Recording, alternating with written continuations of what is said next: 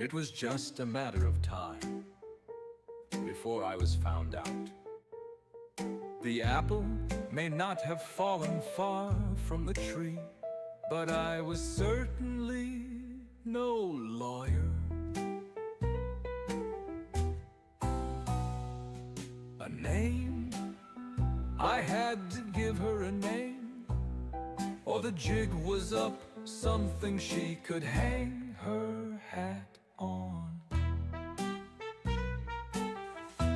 It's vice, vice, baby.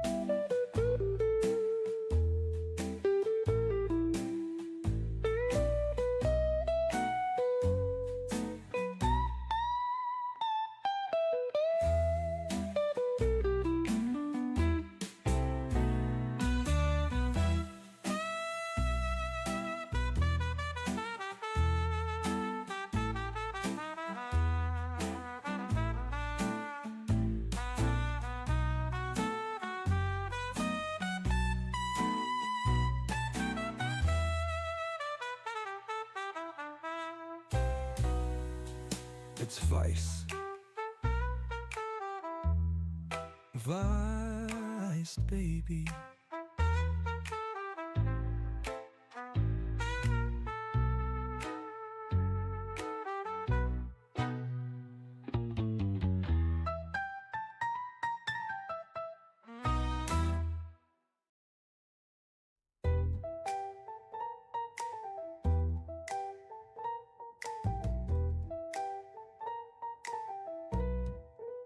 It was just a matter of time before I was found out. The apple may not have fallen far from the tree, but I was certainly no lawyer.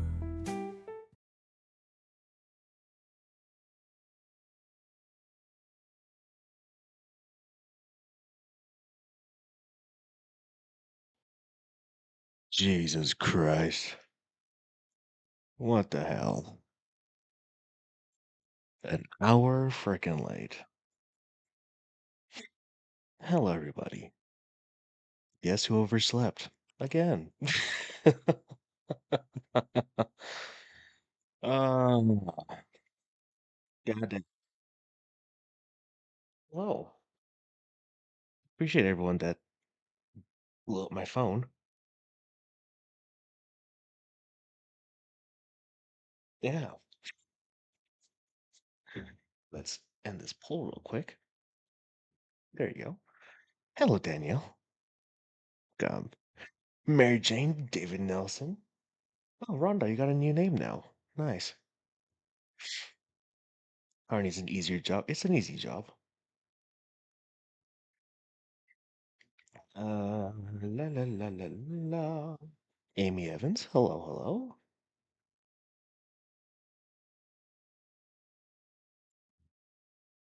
La, la, la, la. Oh wow.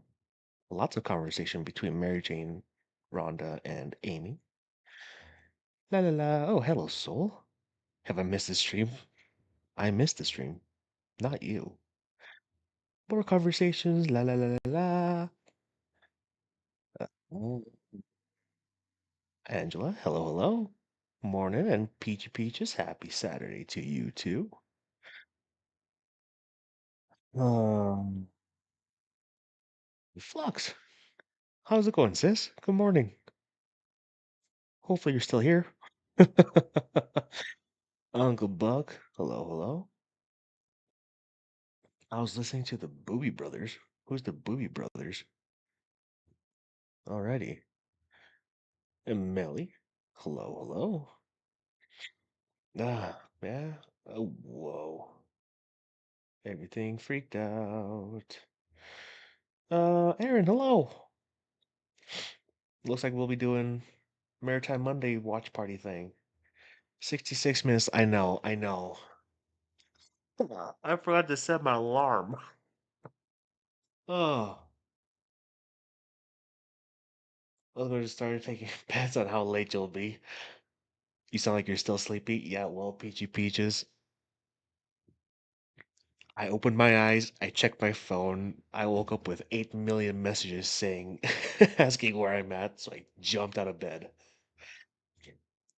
The chauffeur hat. Yeah, no. It actually came yesterday, right before I left to work. So I actually wore this before seeing the poll. So you know what? Awesome. Drink at least two coffee. Yeah. You're giving Rackets a run for his money on being late. Swan Lake Lady, good morning. I have problems sleeping in. Night is my wake up even if I don't wanna. I almost you should have called me, Daniel. You should have called me. I would have woken up.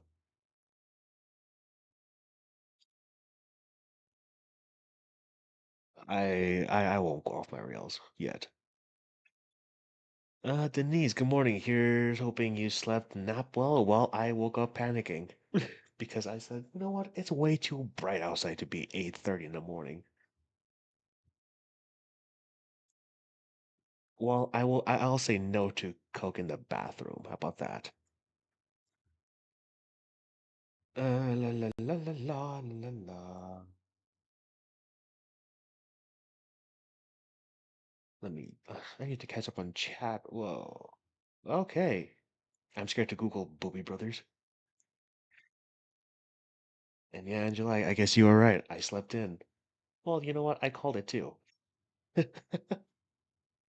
Which would you choose, Doobie or Booby? I'll choose Booby, thank you. There you go. Mary Jane was more awakened than Connor. I know. That's freaking rare. Okay, I have caught up on chat. It is 9:40. I almost said PM. AM. Jeez, I guess I really am still tired. Turn this thing on. Do I have enough water in it? I have more than enough water in it. I just booby too. Heck yeah. You slept through Danny's baby shower? Oh my gosh. Man, Mary Jane, really? I'd rather have you late than for work. What's the drink of the day? The drink of the day is nothing. Anyway, most of it, yeah. Jeez. So, for people who miss Danny on Direct's baby shower, she's having a boy. She already chose the name for her baby. And yeah, it was fun. It was funny because Danyon, she I guess didn't see my message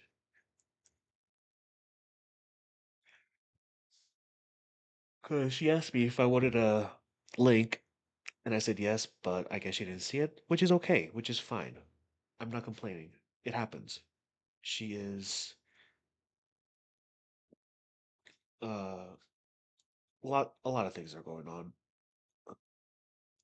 So you made her cry.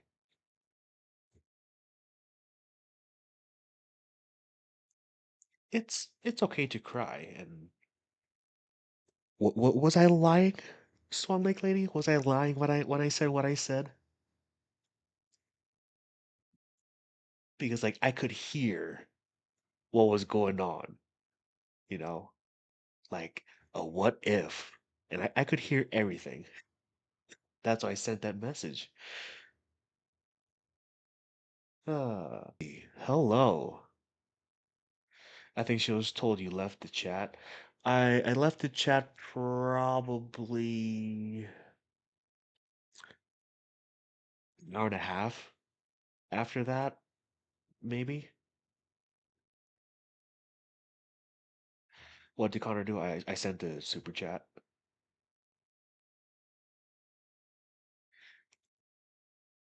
Good morning, Double Trend. I don't think I've seen you. I don't think I've seen you here. Welcome. Good morning. Appreciate you stopping by. Uh, so I sent a super chat to Danny after she announced that he was a boy. Let me remember if I, let me see if I can remember. I said, congratulations, Danny. So happy for you. I know that dad is squealing and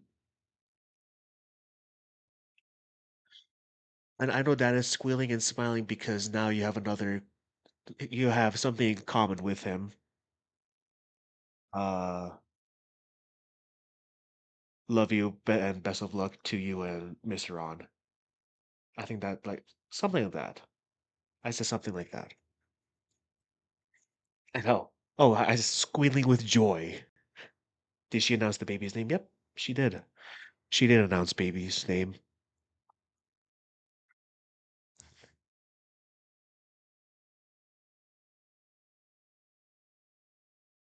Danny slept a few times before I said it was a boy. Yeah. The baby's name is Eli Seong An. So she actually told me she didn't tell me the name, but she said that she decided to name her kid with an English name and Korean name, which is how my name is also consist of. So yeah, it's fun. And Amy, no, I'm not on fire. Little D Danielle sent me a little humidifier for my stupid allerginess. So I'm using that. Anyway,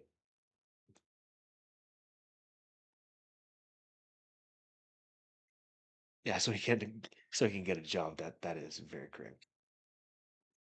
Holy shit. Potentially criminal. What are you doing here in this neck of the woods? Ah, thank you for the one Vice Baby gifted membership. I freaking appreciate you. How's it going, sir? Oh, Granny Smith got it. Awesome. Granny Smith, if you're around, thank you. What? Why did I say thank you? No. Say thank you to potentially criminal Sean. Oh, welcome to the Vice Squad. We just chill, hang out, play games, maybe be chaotic every once in a while, but most importantly, we enjoy each other's company. Welcome, welcome to the squad. Sean, potentially criminal, again, thank you, sir, for the gifted membership. I appreciate you.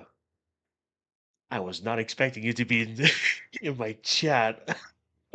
You got better things to do than being in my chat. Oh, wow, that was a nice surprise. I deserve that, really? After being 66 minutes late? Oh, wow. That was a pleasant surprise. If you're my kid, I name you Mark Park Connor. Awesome. Jenny LJ.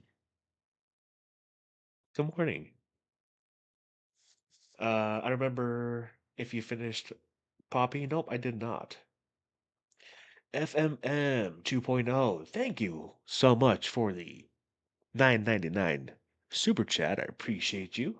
Never get to catch you live. Potential Criminal are big fans. Wow. Didn't expect that. Thank you. I appreciate it. Oh, welcome in. Hi, Connor. Hope you're doing well. I am doing awesome, sir. I am doing awesome. Let me hold up before we start the show. Wow. Elsie was here earlier too? No, Danielle, no. He was not. Don't say that. He was not here earlier.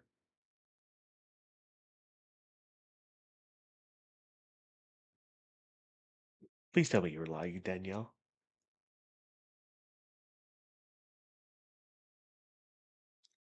How's it going, D? What? Uh, no. He was first in chat. I missed LC. Oh my gosh.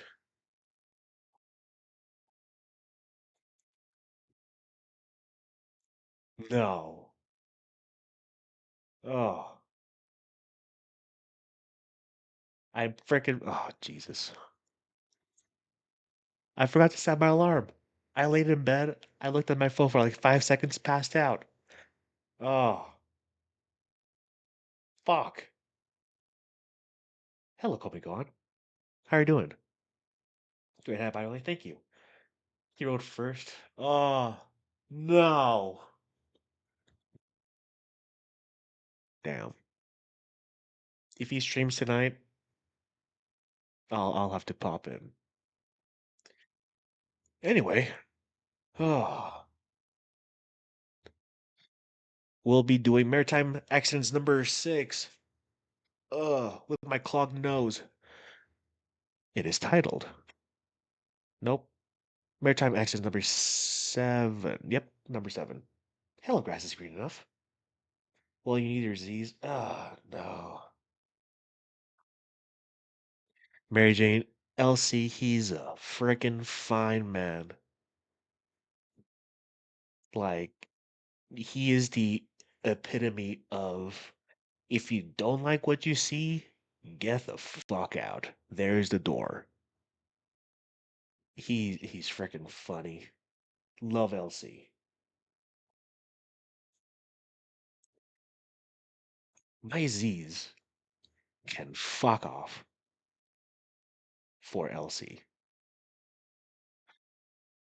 Uh, yeah, Maritime Accident Part 7, Costa Concordia. So, I have my Legos right next to me. I will move around everything so you guys can be on here so I can see you. And then Smopo, how's it going, sir? Elsie's a degenerate. I love it. Oh, LC is freaking one of the best degenerates in the YouTube world. What is this YouTube? I only have his old one. Uh, do you want or any other mods that are in chat? Please drop LC's link so everyone can go check him out. I will warn you, he's not everyone's cup of tea. You will. Some people might get offended, but guess what? LC doesn't give a shit. My doctor advised that when my sinus get congested to use 3 fingers and pressure around your eyes or sinus, and ENT uses Afrin to shrink the sinuses. I have Afrin in my cupboard right now. Lincoln does good things. Oh, he's great. Connor's still a baby and he's fussy. Who the hell was that? Anyway, I'm getting distracted. Okay, we need to start this thing. 2 hours and 30 minutes. What time is it? Okay. We won't be able to finish this video today because I got stuff to do. If I was on time, then we would have finished it. But anyway, my fault. I suck. I'm a horrible human being. Let's begin.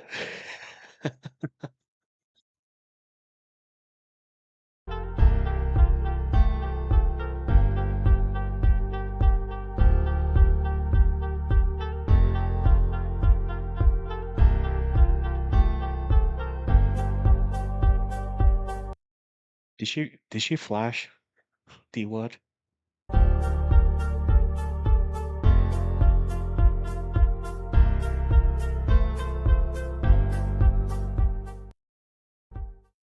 Hey, good morning, good afternoon, good evening, wherever you are, whatever you may be doing. It's that time of whatever part of the day it is again. It's me, Legal Vices, and we're back here for another week of internet festivities. And wow, well, why can't anything be easy in my life? That's the question I think we all need to ask. Right now, my life is in a shambles in my immediate surroundings. Nothing majorly crisisy, but yeah, today was cleaning lady coming to the house today. And just as I sat down here to fire up the old internet grill here to turn on the camera and everything, I realized that she had vigorously cleaned everything, and everything was out of whack. Speakers, stereo settings, the camera was pointed the wrong way, the hats and things are twisted and turned, and yeah, so things didn't go well. Took a while to get things set back up. Oh yeah, I forgot. Gor- Gordon Bell said we need to see the Halo Sailor hat, please. Yeah, I forgot. I forgot it's that day, isn't it? We're repping the Sugar House Distillery today. Dang it, I totally forgot. It's probably not worth closing out the camera, walking across the room, and getting that. So maybe when we start the video, I'll have a chance to step away and change out the hat to where it needs to be for Maritime Mondays. Um, yeah. So what we've got going today here in this room anyway is an audiophile's nightmare. My glasses are out of whack too. Shit. We've got two snoring bulldogs under me here, snoring away, doing their bulldog thing, and we've got the fan sitting next to me because it's hotter than hell in here, and we've got the air purifier for the cigar going. So, yeah, we're not in the best audio surroundings tonight. So if you hear any heavy breathing or snoring, it's not me. It is it's the bulldogs.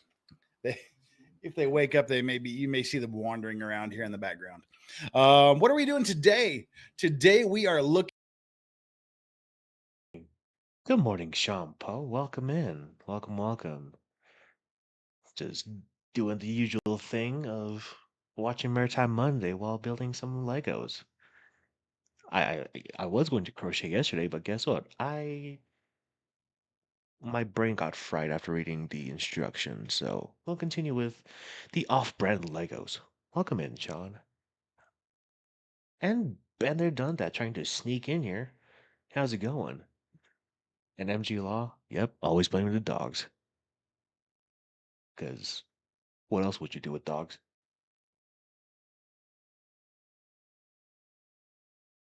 Don't answer that question. Looking at the very famous case of the Costa Concordia. Um, and Originally, of course, I had planned on just giving my take on it, looking at the news articles, looking at things, and discussing the outcomes of the legal cases and whatnot. But so many of you in the chat kept telling me about the Internet Historian video, so I went and checked that out. Really good. It's a really good summary of things, how they were presented, and even though it's a very serious topic, actually. I mean, there was. I mean, it was basically a catastrophic accident for literally everyone involved. Um, there was including the salvage costs. There was right. I know I'm talking about non-maritime stuff, but I just need a good video, like a video tutorial on how to do stuff. Angela, thank you for the 10 New Zealand dollar super chat. Appreciate you. For any drinks, we all love it. Even if you're late, I actually woke up in time and thought you might sleep for hours late and missed the stream. Lol. I won't joke about it. Sorry again. It's all good. No need to be sorry. Uh, but yeah, I just need a good video tutorial on how to read freaking crochet instructions. Around $2 billion in losses and damages and payments. 34 deaths, including two of the salvage operators. There's a lot of stuff going on there. So it's a very serious case, but at the same time, he presents it in an amusing and semi light way. That not only is it amusing, but it's also informative. You will also know we got the stash and the beard trimmed over the weekend, so we're looking slightly more human. Um, and let's kick this off by saying hello. Thank you to all of you for being here. We're starting ourselves out with 85 people so far and 43 likes. Half of you have hit that like button. The other half, get down there and hit that like button while we get started. That will draw attention and draw all of us here together. We're starting out the day with 22,654 subscribers on my push to 25,000. So all of you go send emails to your 3,000 closest friends and have them. So, phone and I can't talk. Rosalind, frickin' Duke. Hey, hey, how you doing? Good morning. And equality. Hello, hello. Get a Wooble kit? I will. I'll need to write that down. I'll write it down after I catch up on chat. This is a sweet treat. I'm a little emotional. Just had a celebration of life for a girlfriend yesterday. Sucking it up. Good morning, Connor. Well, glad you're here. Enjoy other others' presence, and uh, I hate where I freaking paused. He's just staring into my soul. Hope you enjoy your time here, Sean. Shannon. Hello, hello. We should have a crochet stream and crochet volunteer streaming with Connor. Maybe, maybe. I'll be listening while doing lawn work. Sweet. Looks like he's smoking, but I could be wrong. It's the air humidifier or purifier, whatever it's called. Whiskey 77. Morning, Connor. Good morning, sir. How are you doing? BGOG. Oh, somehow we need his chat on overlay if possible. I'll figure it out someday. La la la la la la la la la la la. Liz, hello, hello.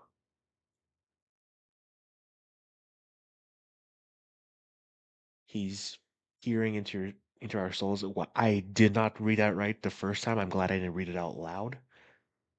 I read it. He's peeing into our souls. I didn't see the R in that. Gosh, my brain. I swear. Amy, you need to hop on stream with Ben and instruct Connor. I mean, I can do Talk Studio, but anyway. Subscribe to my channel. That'll help us get the things noticed. And also, after this is over, please feel free to come back and hit a comment. Just leave anything, hi, hello, your location. Tell YouTube to go intercourse itself, whatever. YouTube considers the amount of comments that are involved in videos as part of their engagement, and that gets the notice up and gets things registered. Mistress Meg has asked, "When's the massage?" So another great pause moment. Uh, Connor, you also didn't read my chat about you pooping your pants. Why are you talking about me pooping my pants? Which I never done before in my life. Well, no, that's a lie. I've done it when I was in like kindergarten. But why? Why? Just open a chat, pop up on a stream. Well, I could do that. So you guys are also on stream. But again, it'll be covering the video and all that, you know? Three awesome dogs. Hello, hello. Did yours get to your dad with the dinosaur behind them? Ugh, Diwa, don't give me that look. But yeah, like you could be in chat like this, but yeah. Unfortunately, I am not tech savvy enough. Oh no, what I do? I messed everything up. I'll need to figure it out while I play this video. For my birthday, my Russian friends gave me a coupon for a Thai massage down the street from my house. But strangely, it's only redeemable between the hours of 7 p.m. and 5 a.m. It's a 90-minute massage, so I'm kind of sort of like half of me is scared to go use this coupon, and the other half is really interested in going and using this coupon. So I don't know. Sometime probably in the next few weeks when I get settled down here. Um, Ekma said that you've noticed a lot of mods end up working out the channels. Yeah, most of my mods came from Legal Mindset. A few of them came from other places, and we appreciate it. If you have to get mods with experience, and I guess law tubes. We have some really great mods. My mods are the best, of course. I only scout the best from people.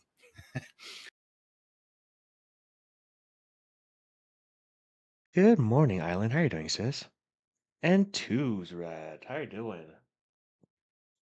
We know what kind of massage that is. Ah,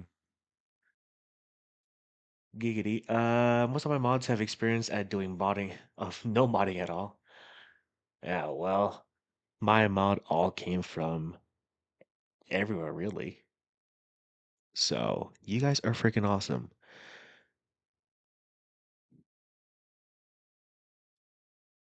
He knew how to do that, and he knew how to pick out the best fake mod ever. Connor Purd, maybe. Meow meow. I really understand what mods do. Mods just be there. They just chill. If people get out of line, then guess what? Here comes the banhammer. Blunk. Uh, has been fallen.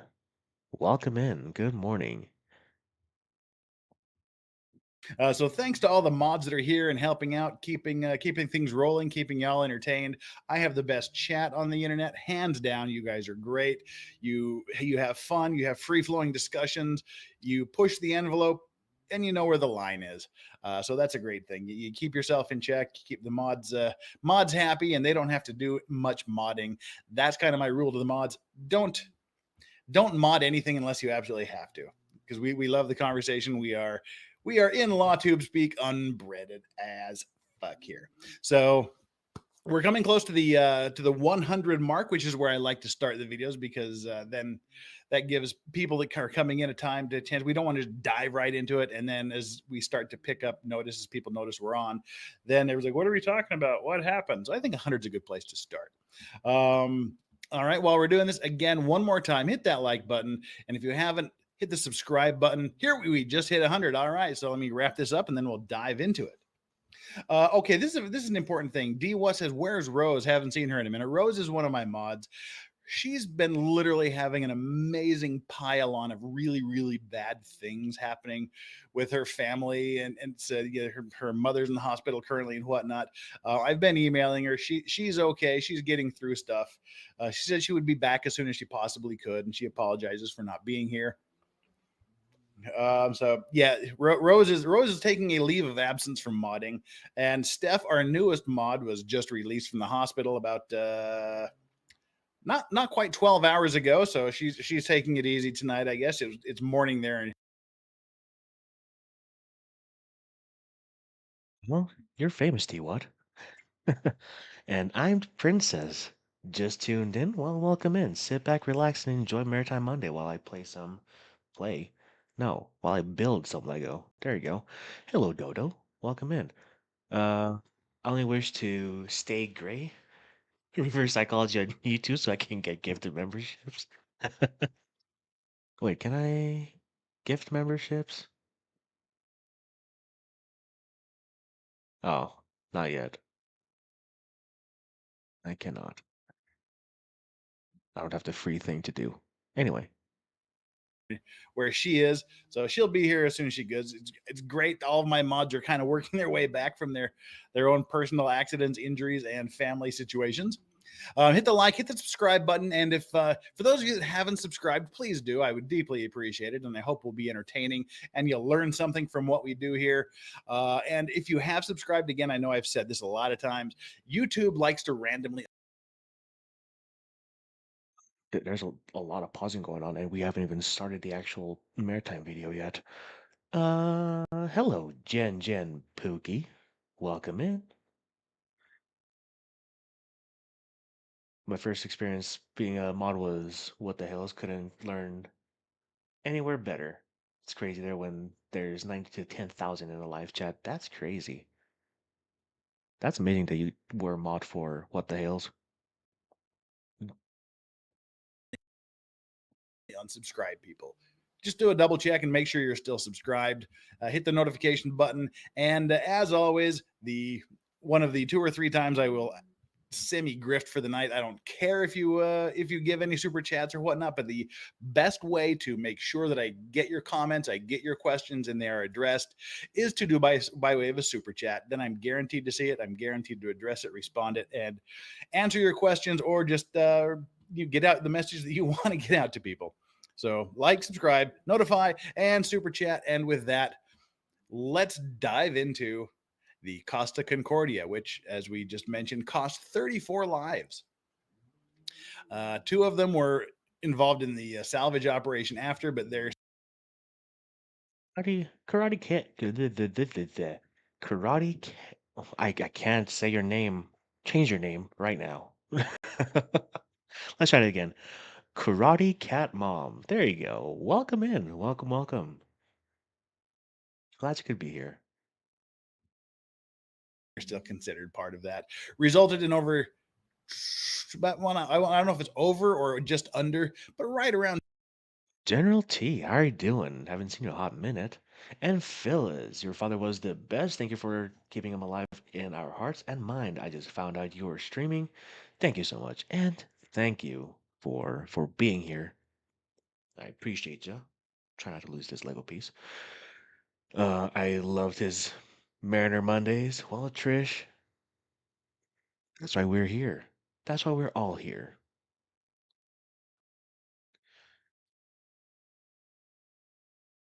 We're here to enjoy everyone being here. King Bob, hello, hello. How are you doing?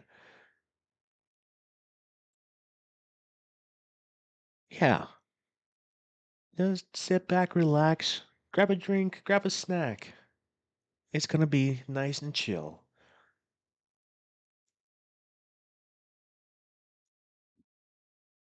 $2 billion in losses and damages resulting from this.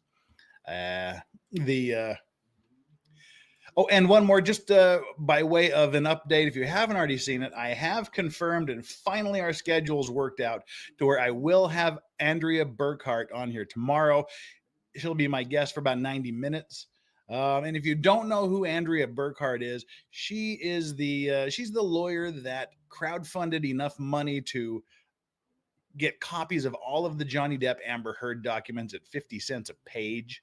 It was over 3 grand she came up with, and she's made all of those documents available. And that's where most, if not all, of the lawyers that are commenting and a whole bunch of other people that are commenting on the unsealed documents got them from Andrea. And we're going to talk to her about why she did it, the process of going through it, why she believes it's important to get those documents out there, and so important that she organized this effort to get the copies of the documents and post them online.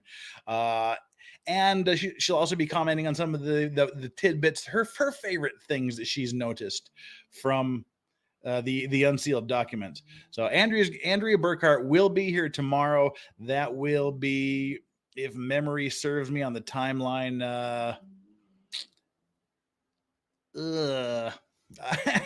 I I don't want to. I don't. All right, I got to do quick math in my head again. I suck at math. It'll be 10 p.m. Eastern. No, 10 a.m. Eastern. I put 10 p.m. on my Twitter. Damn it. I have to go and redo that. 10 a.m. Eastern, 3 p.m. London time, 11 p.m. Korea, and midnight Canberra, Australia time. That'll be tomorrow. Andrea Burkhart. Alicia G, hello, hello. Good morning. Okay. This uh where is it? Where did it go? I lost it. Uh uh uh oh, there it is. People are talking about this sidebar reading whatever. Uh Number one, don't know what that is. Number two, do you want me to do this reading thing, whatever? Because literally every single day that I've done this Maritime Monday watch party thing, at least a good handful of people are saying that the sidebar reading is awesome. Hello, Teresa. Good morning. 1 millimeter hook. Oh, geez, that's small. Uh, Arc Lotus. Ayo, just saw two of the best people I've ever been on the internet and had to say hello. Greetings, Connor. Oh, excuse. Wow. Excuse me. Rip Brother Jeff, good to see you both. Good to see you, Dark Lotus. Thanks for being here. Keep playing the video, I will. Anyway, King Bob, thank you for joining the Vice Squad. I appreciate the support. We just enjoy, have fun, play games, maybe be chaotic every once in a while, but most importantly, we enjoy each other's company. Thanks for the support. Cart, we'll be talking Ah, about the release, the unsealing, the release of the Johnny Depp Amber Heard document. Alrighty then, ladies, gentlemen, and mods, let's dive into the Costa Concordia. Again, the video we're using here is from the Internet Historian. And if you're not familiar with the Internet Historian, his videos, he spends an amazing amount of time and effort creating very, very sharp, high production value animated videos that they're all actually quite funny. Even though they deal with serious topics such as, you know, literally dozens of deaths like this, it's still done in an amazing and funny way. And go over and check him out. Subscribe to him if you haven't. And let's go on with the Costa Concordia accident. As soon as uh, as soon as I unboomer myself and get my video screen up there. There, nope, that's the wrong one again. You know, you'd think I'd just about have this have things locked and loaded, but like I said, this was another one of these victims of circumstance with the cleaning lady. There we go. There's the video. There's the Triple Ginger, welcome, welcome. Hope you're doing good. window we're looking for. The Costa Concordia, ship of dreams. It's been 8 years. I can still smell the buffets from their 5 restaurants. The casino and 3-story theater had hardly been used. The gym, the day spa, the sheets in her 1,500 luxurious cabins hadn't even been slept in. Costa Concordia cost $570 million to build.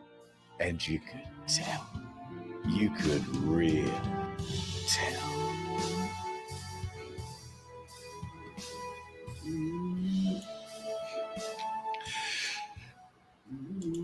Now, if we want some more information about the Costa Concordia, how big this vessel was. I mean, first it was launched on September 2nd, 2005.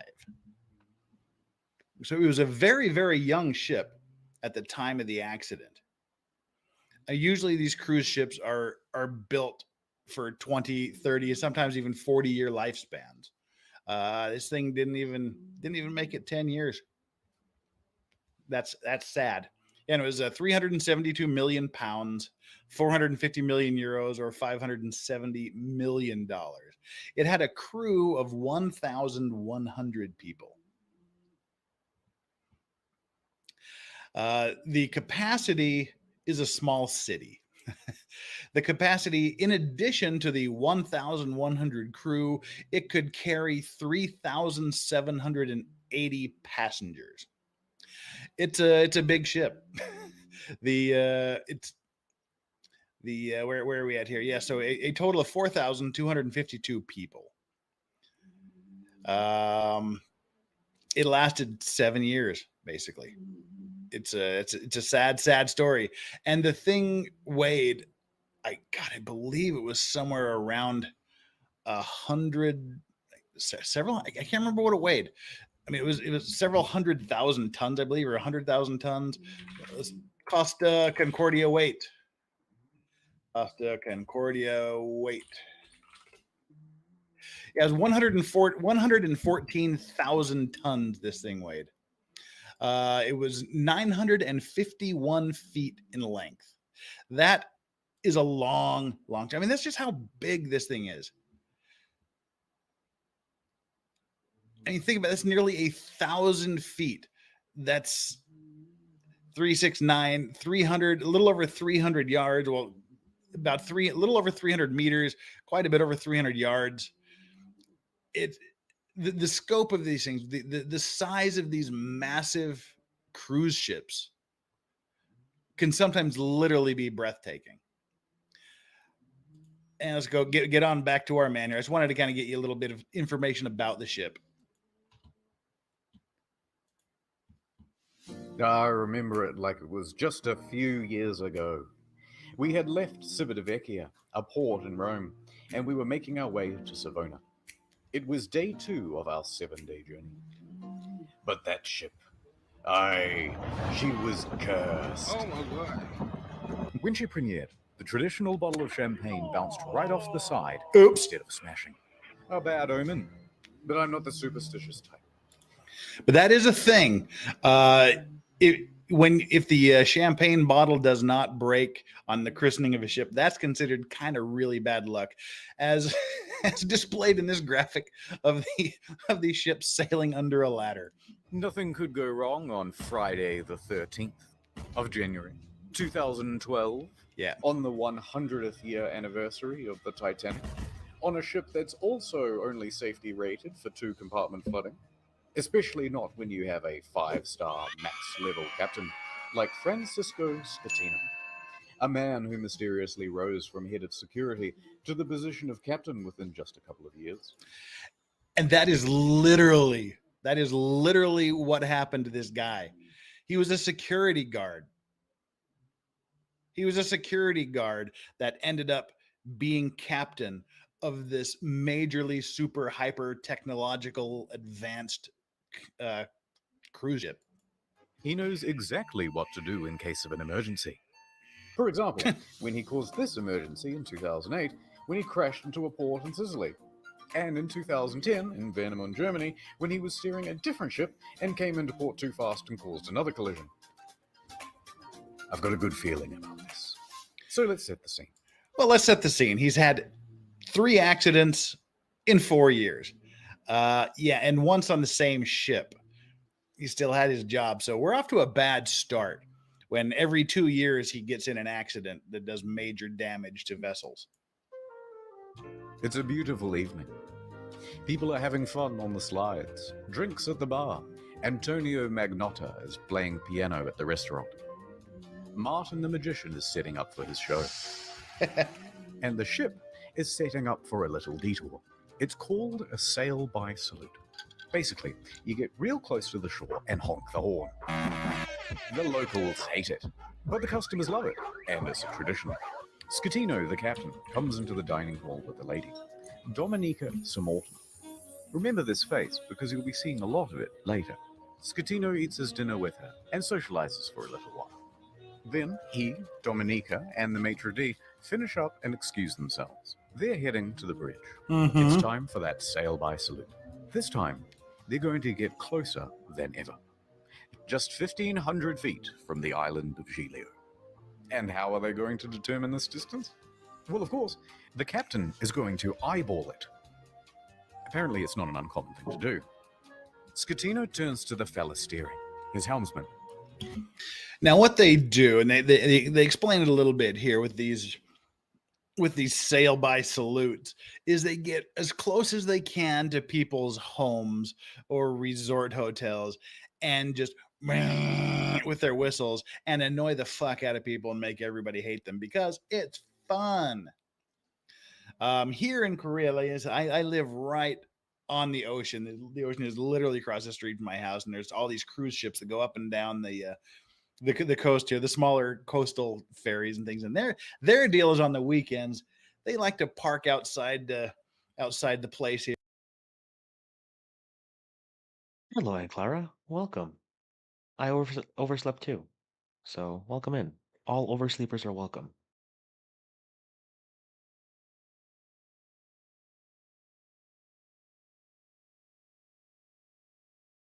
Here and just light off fireworks in the middle of the night. So yeah, it's fun for the people on the ship, but for everybody else, it's annoying AF.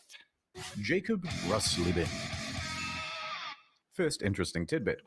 Costa Concordia has hired Jacob. Kinda, Uncle Buck, kinda. You just have to have a strong arm. But yes, if you're like a professional baseball player, then yes, you can for sure. Jacob from Indonesia at a rock bottom price, and he's a bit of a newbie to the job. In fact, his profession hitherto, a painter and a cleaner. It's his first time steering a massive ship, and he's very excited.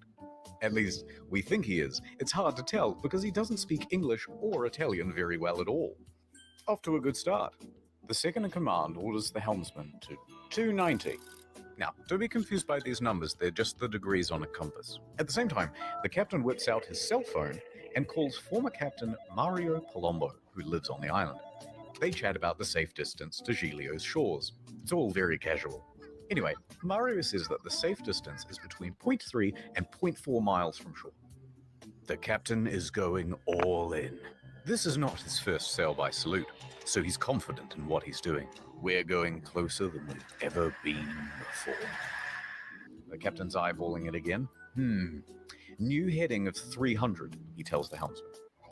Downstairs, Martin is about to cut his assistant in half. And of course, that means that there's already a lady inside this box. She's waiting for the cue, and then she'll poke her legs out. The captain is giving more orders. Now, this is an important thing to mention. Again, there's thousands of people on this ship. I can't remember what there was on the ship at this particular time. I don't know. It was like 1,600, something like that. There was a lot of people on the ship, and they have no idea what's going on here. And that's going to come into play in a very serious manner later. But talking about the helmsman here, and how he was a painter and a house cleaner and thing. That's not unusual. There's a lot of money to be made going to sea for these crewmen, but to get to the point where you're a helmsman, it's really not that technical of a job. I know a lot of you here in the chat, ordinarily we have you here that have been in the maritime industry, either in the armed forces, Navy, your respective countries' navies, or on merchant vessels and whatnot. The helmsmen, they're basically, they call them able-bodied seamen, which is just literally they're able-bodied. They're 77, no, 77, 79. Cecilia, welcome in. Haven't seen you in a while. Good evening. Crocheting to you, building Lego and Maritime Monday is nice. Also, the name of the entertainers is this the guy who was in One Horrible Shipwreck and then was in this one? Uh, I don't know. I don't know. But hey, I was supposed to crochet too, so but I gave up. Okay, okay, children, calm down. Calm down, children. their whole job is to do essentially nothing but exactly what they're told to do. And that's why when you investigate these accidents, which I do routinely as part of my job, I always hate interviewing the helmsman or the able-bodied seaman because they literally don't know anything. I know it sounds horrible to say, but they literally don't. Their whole job is not to think for themselves. And so you ask the captain to describe exactly what happened in the events leading up to whatever accident. You ask whoever the duty officer was on the deck, and then you ask the helmsman, and the answer to almost every question is, I don't know. Uh, what did you see this? No, I don't know. What was the chief officer doing? I don't know. What were you doing? I was just standing here. He told me to go 10 degrees starboard. I went 10 degrees starboard. That's so. I mean, saying he was a cleaner and a painter isn't really doing him justice. I mean, that's kind of unfair. But what's not unfair is the language barrier. Oh my lord, the language barriers can be ridiculous, and we'll talk about those a little bit later. But now let's just talk a little bit about. Well, they're going to talk a little bit about the unfortunate people that had no idea what was going on above them on the bridge. Pulling gently to 310. Increase speed to 16 knots. Going this fast is going to be a fatal error. But before we talk about that, let's talk about another big problem. Language barrier. Because at this point, the captain says 325, but the helmsman relays 315. So the first officer intervenes and he goes, no, 335, which is also wrong. And then the captain clarifies, no, 325. The helmsman confirms 325. Their poor communication has them moving at a much wider angle than they think they are. However, the captain should and would know this, except for the next problem, complacency about procedure. And that The is a standard major procedure cause on of a ship this accidents. large is for the third officer to give exact positional coordinates every time the captain gives a new directional order. But they're not doing that. 330, he says. The helmsman relays 330. The ship reaches 16 knots. The captain then turns to the second officer and instructs him to go to the left wing. That's these things here, and they basically exist so you can get a better view over the whole vessel. Okay, that's the wing bridges. You can see the wing bridges sticking out here. A lot of times there actually is an outside portion where you can leave the bridge and walk out there to get an unobstructed view of a head and off to whatever side wing bridge you're standing on. But notice the distance here. This is a huge distance. I'm guessing that the captain's chair is probably here in the middle. Sometimes it's off to one side or the other, but this is a huge distance, geographically speaking. 16 knots. The captain then turns to the second officer and instructs him to go to the left wing. That's these things here, and they basically exist so you can get a better view over the whole vessel. A few seconds pass, and then the mood starts to turn. Scatino notices white foam of waves breaking against the rocks directly in front of him. That's a in the bad distance. thing. The Costa Concordia, right now, is almost 700 meters closer to the rocks than it should be. Without deviation, there is going to be a direct collision. Oh, shit! Scatino immediately commands the ship to start turning away. 335. Not enough. The captain shouts, 340. The captain yells, 350. Now, remember how I said that accelerating to 16 knots was a fatal error? Well, And this is an important thing as you're talking about the speed of the vessel, because physics. He kind of some of these points I wish we could slow down and just listen to it like half speed. It sounds weird. I tried to do it, but there's some very, very important physics going on here. And these are the same physics that are involved in an accident case we're working on, where a pilot was coming in really hot and fast to a berth and tried to turn at a high rate of speed, and it didn't work for exactly this reason here. Well, that's because it's made this ship incapable of such a drastic turn. What they've got is understeer.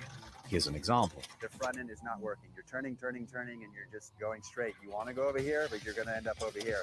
So despite the order of 350, right now the bow is still only pointing at 327. Not nearly enough to miss the rock. So in case that wasn't clear, what's going on is when you have the ship, I guess let's kind of do it at the same angle he's going at, like that. When you're going slow, you can bring it around this way. But when you're going fast, all you're doing is pushing. The heading is staying the same. You're just pushing the vessel farther one direction or the other. So there he wants to. God, this reverse camera thing freaks me out. So he wants instead of pushing it into a turn. Hope that made sense. I guess we can do it on the graphic here. The engine is just, the heading is not changing. It's just pushing the ship more this direction rather than turning it as it would at a slower rate of speed. So the higher the speed, the longer it takes you to turn, which it was counterintuitive, but that's the way it works.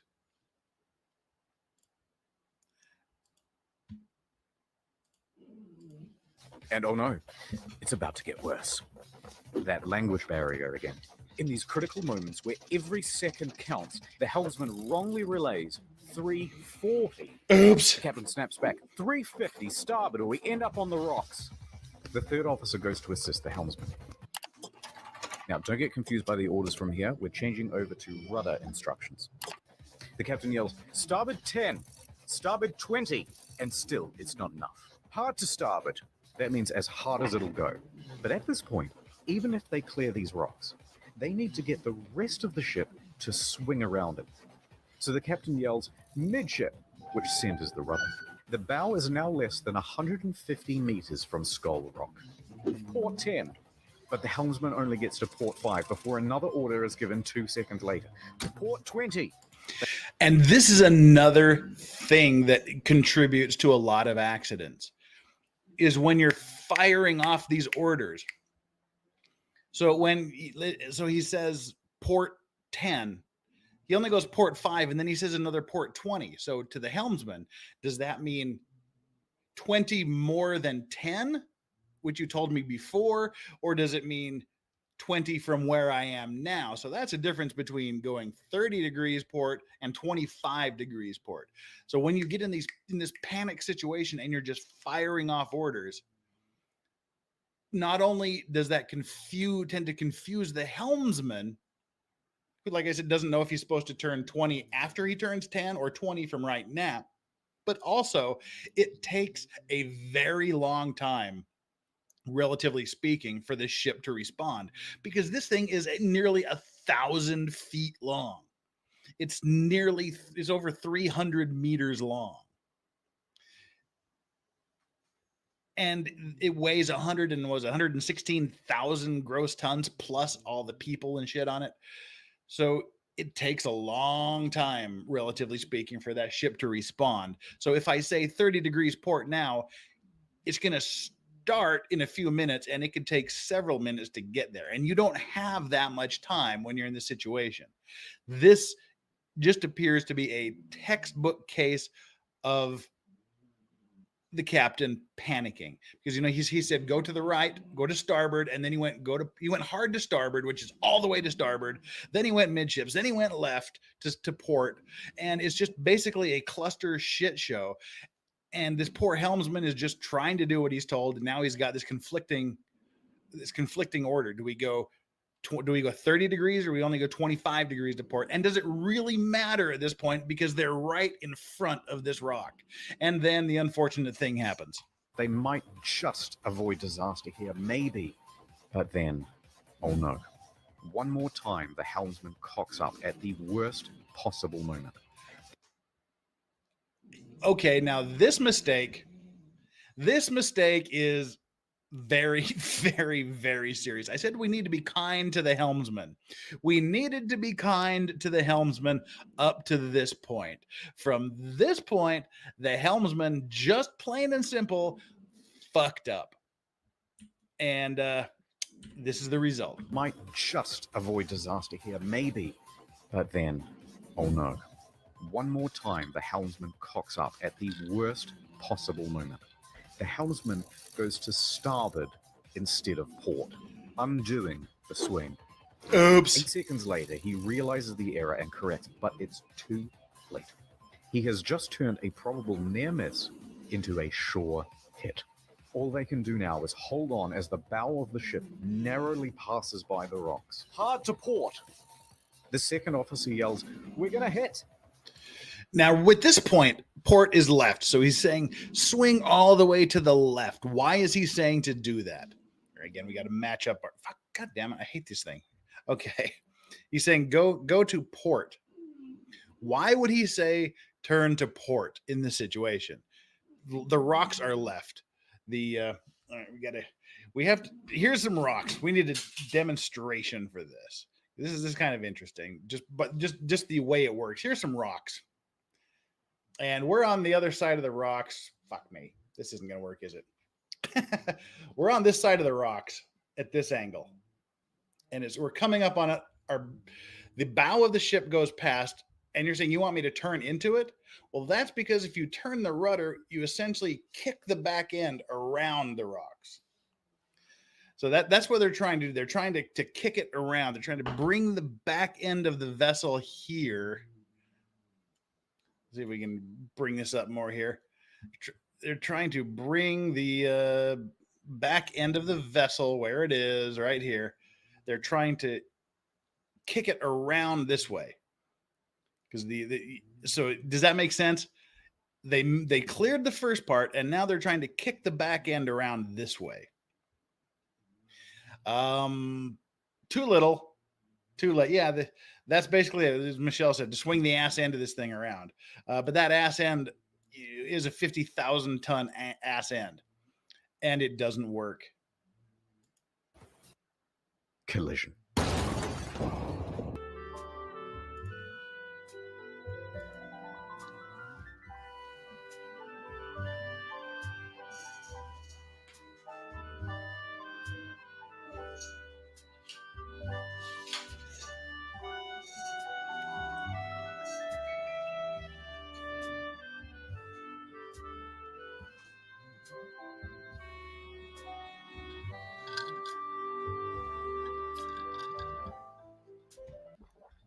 Down. All right. Well, we're gonna skip through him shilling for his VPN. Everyone should have a VPN. I'm not gonna let anybody shill for. I'm not gonna shill for anybody's VPN because nobody's shilling for me. Speaking of shilling, Duran kicked us off with a super chat. Thank you so much. Happy Monday, everyone. Happy Monday to you too, and the doggo. As I said, it is always a cool thing to see the doggo. I don't think we can hear my dogs at the moment. Let's give a pause to see if we can hear them breathing. Nope, they're not snoring at the moment. So thank you so much for that super chat, for kicking us off on Super Chatdom. That is greatly appreciated. Now, as we move along, bad things are happening on this ship. And I've been asked a few times what I'm smoking. I'm smoking a Nicaraguan Havana. I believe it's a Nicaraguan. Yep. A Nicaraguan Havana Q cigar. And I don't have the Johnny Depp Mega Pint Legal Vices Pimp Cup because, again, it's just too hot in here. So I have my Yeti cocktail mug full of old fashions. And Yeti, you really need to sponsor me because, hey, this is great. All right, back to the Costa Concordia. The ship hits rocks on the port side. A 53-meter gash opens up in the hull, and thousands of tons of water begin pouring in. A loud scraping and bang is heard by all passengers. At the helm, there's panic. Rumblings in the dining room. Martin awkwardly pauses his act as he's helping his assistant into the box. Meanwhile, the lady inside is trapped and terrified, with confusion across the ship. All of the crew off shift come back on duty. All officers run to the bridge. Technical crews run down to the lower decks to assess damage. On connection with... And that's standard operating procedure. When there's a collision, everybody is back on duty and they go into emergency mode, which they said all the officers go to the bridge. They get briefed. The engineers go to the engine room. Everybody has their protocol that they follow, well, the protocol that they should follow. Because this is a critical time. This is a critical time to make sure everybody is aware of exactly what's going on. Everybody is critically aware of what they must do next. And the captain will ordinarily run over and say, hey, you go here and check this. You go check this compartment. You go check this engine room. Check this, and they'll give their standard collision orders.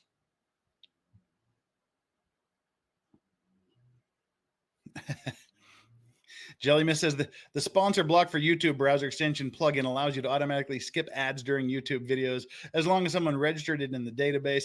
This is a hardwired thing. This is part of his video. That's what he hardwires his sponsorships into his videos. With the rocks, they lose propulsion and slow to 8.3 knots, and they are now adrift.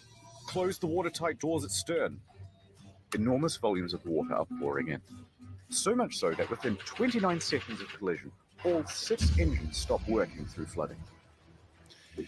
And this is a bad thing. You could not have picked a worse location to hit those rocks on the ship. Right at the engine compartment. And these things, this picture, well, maybe it kind of does a little bit of justice. These engines are massive. I mean, these are ridiculously huge engines that are kind of the size of small buildings. And I mean, you can see over here in this far left picture a doorway with a little guy there, and this to the right of the left-hand picture is one of the 6 engines. So that should give you a little bit of a scale for how big these engines are. So within 30 seconds, all of the engine compartments flooded and the ship lost its engines. Absolutely dead in the water. What happens when your engines go out? This is what happens. 22 seconds later, a blackout happens. Blackout. Lights, electrics, the water pumps too, everything. The captain orders the helmsman hard starboard. This is the final position of the rudder before power to that too is lost. The Costa Concordia, now without power, is drifting starboard, plunged into absolute darkness. It's essentially a dead ship at this point. A quick breakdown of the flooding. When the Concordia struck land, it tore open 3 watertight compartments. At first, compartment 5, which filled very rapidly, then 6 more slowly, 4 shortly after, then 7, 8, and 3. Modern... Okay, I'm sorry, I cut him off just as he was about to say what I was going to say. Watertight compartments. At first, compartment 5, which filled very rapidly, then 6 more slowly, 4 shortly after, then 7, 8, and 3. Modern ships are built to withstand 2 compartment breaches. So yeah, all of where these black lines are here, those are walls. Those are doors that will seal off in case of flooding.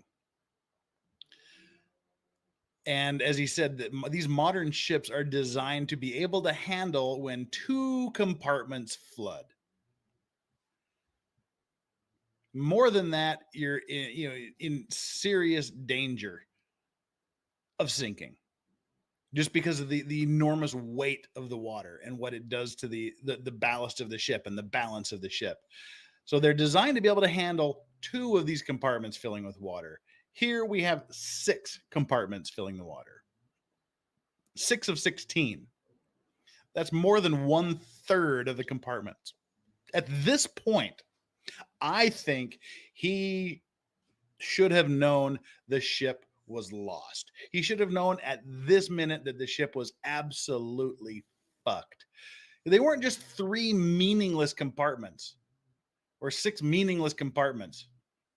They had the damn engines in them. That's not good. These compartments, especially though, are a problem because they contain the engines and the electrics. These main generators give power to the whole ship, from propulsion motors to rudder to hotel functions, pretty much everything. When they went out, the ship was a functionless, sinking cage. Emphasis on the later, cage. The emergency batteries for internal lighting and communications kick on. When the lights come back on, Martin has vanished. He's ditched the stage, and it caused a huge panic in the theatre as passengers are trying to flee to their cabins and to muster stations. People already in their cabins come out and start putting on life vests. Staff rally and try to calm everyone down. Everything is fine. There's no need for vests. So again, the emergency generators go on. What do the emergency generators do? Literally nothing. They give you emergency lighting and communication. That's pretty much it. You can't control the ship with the emergency generators. You can't do anything with the vessel. It just gives you your lights. You're screwed. You're really, really screwed at this point. And I mean, I hate to compare this to the Uvalde situation, but there was more loss of life here on this ship than there, and it was the same exact thing. You see what's happened, and at this point, just as when the 3 officers go into the Uvalde school, they could have stopped it. They could have taken action to end the situation. At this point, they should have known, I believe, they should have known this ship was dead. It was going to sink. It was lost, and they should have got the fuck out when they could have.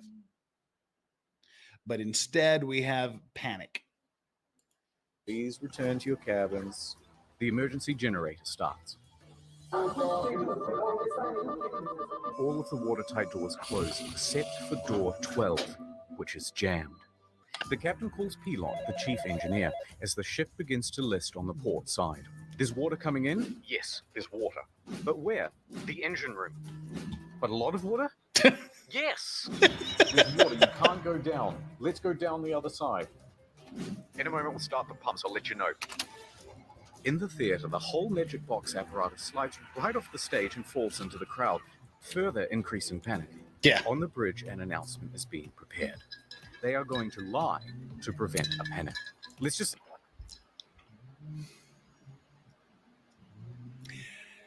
Yes. Exactly what he just said. Instead of telling them that we now have an emergency situation, please proceed to the lifeboats. Please proceed. Please wear your life jackets and proceed to the deck or proceed wherever you need to go to get to the life. Instead of giving them instructions like that, he decided to effing lie. Lie to the passengers. That is never, ever, ever the right answer. Lying to the passengers and bullshitting them is never the right thing to do. And well, as Givner says right here, all that guy did was lie and lie. Yeah, nah. Everything from here on out, and watch how long this takes for all this shit to go down. People could be on their way to the lifeboats now. And again, they're not that far from shore. They're really close to the shore. So it's not like they're adrift in the middle of the ocean sinking. This was the loss of life was entirely preventable in this case. Say we have a blackout. The deputy chief engineer enters the engine control room. He confirms to the bridge that at least compartments 5, 6, and 7 are flooded. Announcements are made. On behalf of the captain, to inform you that due to an electrical fault, which is currently under control, we're currently in a blackout. Our technicians are working to resolve the situation, and we'll inform you of developments as they occur. Thank you for your attention. Now, how do we have this audio? I like the lightsaber there. How do we have this audio? All ships above a very, very small size will have a voyage data recorder, and we'll talk about that a little bit later. Well, we being internet historian, and I'll make a few comments, but they have a voyage data recorder called a VDR. The VDR system is essentially a black box for the ship. It records every sound on the bridge. There's microphones all over the bridge. You can pick up all of the conversations that goes on the bridge. It picks up the radar data, the navigational data, the alarms that are going off. The speed, the heading, the direction, the wind, the temperature. It's a black box that records literally every piece of data that can be picked up by the ship. And so you'll get, when you're investigating accidents like I do, you'll get these things like, well, I said this, I tried to call the other ship on the radio. I sounded my whistle 3 times to try to alert them, but there was no response. And then you listen to the VDR data and there's nothing on there. There's no whistles. Nobody called anybody on the radio. Nobody did anything. So a lot of that happened. It's the quickest way to catch someone in a lie is to watch the VDR data. And so why would they lie? That's just a human nature thing, I guess. But the VDR systems are incredibly secure and incredibly sensitive. Basically, you cannot remove them, which is the whole point. The only people that can remove them are the VDR data technicians from the companies that make them or that farm out the technical work to local people. And so here we have this recording of him saying, everything's under control. We just have a blackout. We're working on it. No worries. When clearly that wasn't the case. Announcements are made. On behalf of the captain, to inform you that due to an electrical fault, which is currently under control, we're currently in a blackout. Our technicians are working to resolve the situation and we'll inform you of developments as they occur. Thank you for your attention. Coincidentally, at the same time in the restaurant, they're playing My Heart Will Go On. It's very much not helping the situation. The captain calls the Costa Crisis Unit. Roberto Ferrarini. He tells the crisis unit that they've hit a rock, that they're assessing damages, and that they are also in a blackout. The crisis office says to reverse the ship up onto shore. Well, how are you going to do that? You don't have power to the rudder, let alone the engine. Hoist the sails? Anyway, around this time, the wind direction creates a starboard list, and the ship begins to turn anyway, drifting right back towards the shore, which is a very good thing because you want the ship to end up as close to shore as possible. A panicked passenger senses that something is off. This isn't like any electrical problem that she's ever seen. Now, why is this ship listing so heavily? Why is it leaning over so heavily? Because the damn compartments on that side of the ship are flooded with water. So that makes it lean heavier. Yep. Plus, there was a massive crashing noise, and now the ship is tilting. So, she contacts her daughter in Italy. The daughter then calls the police. And how fucked up is that right there? How fucked up is that right there? He didn't notify the police. He didn't know the Coast Guard. He didn't notify anything. It took someone else on the ship to call someone in Italy to call the police to tell them that there was a big problem with the ship. That's insane. I hope you can appreciate how insane that is. The passengers are like, oh my God, there's something really bad happening. We're listing and taking on water. And the person they're calling has to call the police to say, hey, there's a problem with this ship because the captain is lying out of his ass. Flux, thank you so much here for your super chat. Good to see you. My internet keeps cutting in and out. Annoying as fuck. Sadly, I'll have to watch when I get home today. Don't worry, I already smashed the like button. Thank you for smashing that like button, Flux. And thank you for the super chat. Always, always deeply, deeply appreciated. Well, let's get back to the insanity that is happening aboard this ship. Jelly Mist, I already gave you the thumbs up for that comment. Thank you so much. I saw it. Hello, Bridget. Welcome. Welcome, welcome. And Haley Mouse, hello. And I think I forgot to say hi to Rose. Hello. Noted duly. And the police call the harbor master. While that goes on, a conversation between Pilon and Ambrosio. The diesel is not starting. The captain asks the engine room, but where have we made contact? Thinking that the incoming water can be reduced. Captain, here everything is lost. The electrical panel, everything. They're saying at this point that the ship is going down. The captain calls Roberto. Now, are you noticing the timestamp here? There's a timestamp of all of this going on if you haven't been paying attention. So yeah, Dickweed here, Captain Nutsack, he's thinking, oh, we can just pump it open. We can just pump the water out. We can reduce the water. No, that ain't going to happen. And again, they explain why. Here, everything is lost. The electrical panel, everything. They're saying at this point that the ship is going down. The captain calls Roberto Ferrarini again. Actually, 2 compartments have been flooded, but don't worry, the ship's stability isn't in danger. Wrong. Passengers begin going to muster stations on their own initiative. The cruise director says, "We have a lot of people at muster stations that I do not want to fall overboard. Do we make an announcement to tell them to go to the lounges?" Bozio says, "I think that's best." The harbour master from Livorno. And again, there we go. Don't tell them to go to the muster stations, which is where you go in a crisis situation to get the hell off the ship. No, just tell them to go back to the lounges. Tell them to go away from the place where they need to be to get off the ship and just go back to the lounge. And now we got the Bulldogs. Hello, Allie. Welcome. Welcome, welcome. Snoring.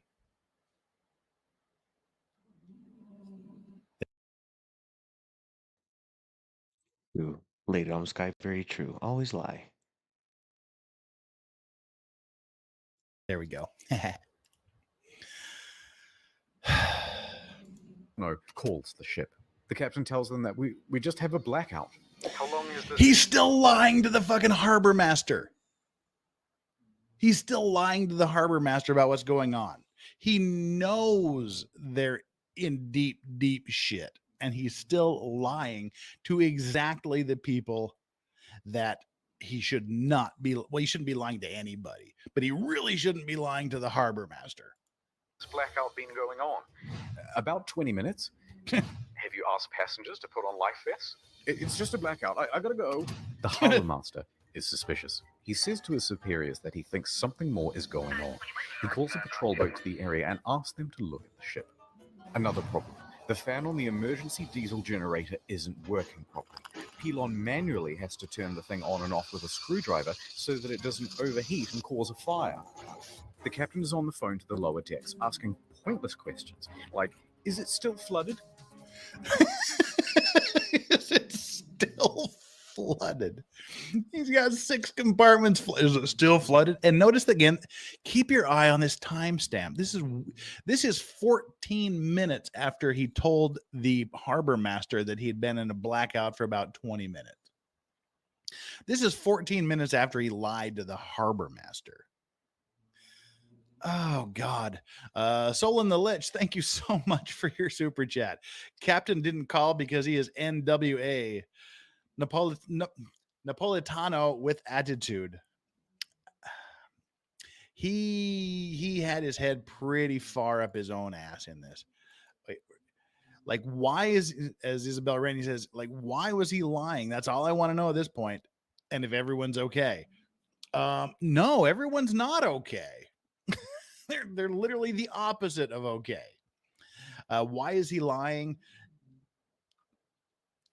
A couple of possibilities. One possibility is he's lying because he hopes to God he can find some way to make this situation go away. Which clearly that ain't going to happen. Or 2, because he's just an asshole. And as you'll see, that's the real answer. As this goes forward, you will see that the correct answer is he is a complete asshole of a human being. Yes.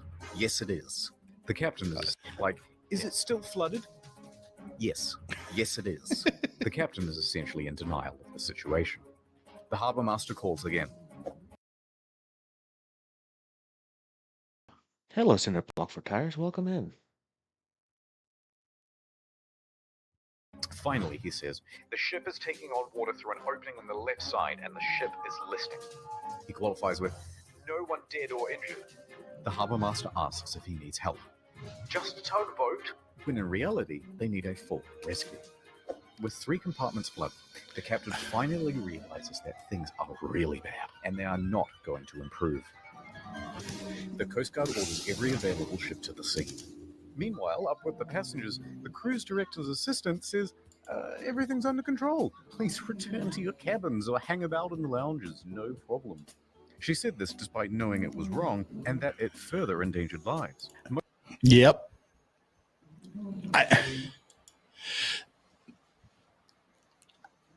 It's literally incomprehensible to me. Where you are responsible for more than 1,000 lives, plus more than 1,000 passengers, plus your own 1,000 crew. And it's what's she saying? We kindly ask you to return to your cabins. And if you prefer, you can stay in the lounges. Don't ever go back to your cabin in a situation like this. You lock yourself in a place where you can't get out. There's only one way out of your cabin, and that's through the door. It fills up with water, you're fucked. Everything's under control. Please return to your cabins or hang about in the lounges, no problem. Once we've finished addressing the operator's electrical problems... She said this despite knowing it was wrong and that it further endangered lives. Most passengers at this point, though, aren't listening to this nonsense, and they're busy figuring out how to abandon ship. And that's the right thing to do. Get the hell off the ship. But like they can't control the lifeboats. That's up to the crew to do. And Michelle, thank you so much for your super chat here. I watched a video of divers recovering bodies. Yeah, I'm still mad the captain didn't get a fitting punishment. He got a punishment, which we'll talk about later. By the way, the hat on you looks good. Oh, thank you very much. First chance I get, I'm going to swap it out to Yoldy Monday Sea Captain hat. I just left this hat on accidentally. So, all right. Get back to Idiot Stick here and what he's doing. They aren't listening to this nonsense, and they're busy figuring out how to abandon ship. Bang, bang, bang, bang, bang, bang, bang. Local television has already picked up the story, and they begin broadcasting live radio feed from the bridge. And see, that's the thing. The radio communications you just can't block the radio frequencies. The radio transmissions are there. The camera, the television stations, the news stations are broadcasting this. They're broadcasting every communication between ship and shore. And he's still fucking lying about what's going on. He's still lying about this. Captain, the passengers are going on board the boats. Okay, let them go to shore. So then general emergency? Wait, no. Let me talk to Ferrarini.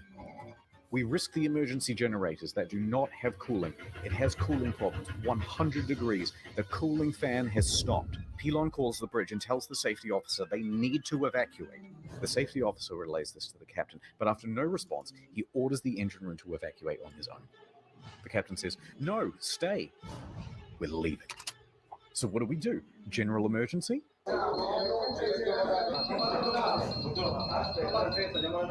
The captain tells Ferrarini that he's abandoning ship. Abandoned ship.